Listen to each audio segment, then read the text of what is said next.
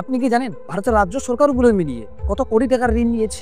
আন্দাজ করুন, 10, 20 না 30 লক্ষ কোটি টাকা। যদি বলি সংখ্যাটি 60 লক্ষ কোটি টাকা, তাহলে বিশ্বাস করবেন কি? রাজ্য সরকারের আয়ের কতটা অংশ শুধু ঋণ পরিশোধ করতে চলে যায়? কখনো কি ভেবেছেন?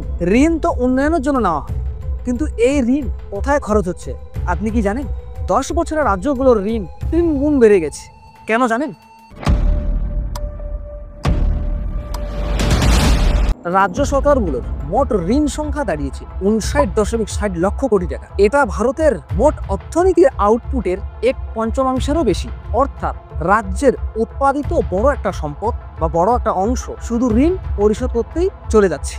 আমরা যদি গত 10 বছরের পরিবর্তন দেখি, 2013 থেকে 14 সালে এই ঋণের পরিমাণ ছিল মাত্র 17.57 লক্ষ কোটি, কিন্তু মাত্র 10 বছরে সেটি 3 গুণ বেড়ে দাঁড়িয়েছে প্রায় 60 লক্ষ কোটি টাকা। এই বৃদ্ধির গতি দেশের অর্থনীতির স্বাস্থ্যের জন্য ভয়ানক ইঙ্গিত। এবারে জানবো আমরা কোন রাজ্য সবচেয়ে বেশি সংকটের মুখে আছে।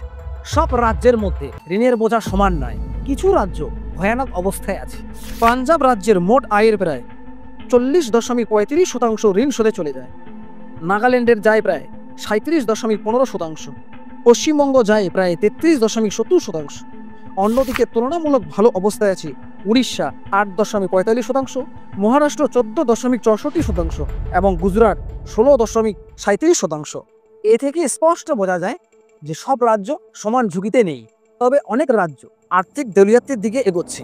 এবারে প্রশ্ন হচ্ছে, কেন এত ঋণ বাড়ছে এই রাজ্যগুলো? কিছু বিশেষজ্ঞের মতে কারণগুলি যদি আমরা দেখি, প্রথমত আছে কোভিড-19 মহামারী। রাজস্ব আয় কমেছে, কিন্তু রাজ্য ও সামাজিক খাতে খরচ হঠাৎ বেড়ে গেছে। দ্বিতীয়ত হচ্ছে জিএসটি ক্ষতিপূরণের ঘাটতি।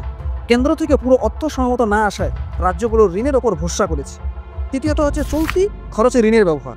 অনেক রাজ্য ঋণ ব্যবহার করেছে বেতন, ভর্তুকি বা দৈনন্দিন খরচে, যা উৎপাদনশীল কোনো বিনিয়োগ কাজে লাগেনি।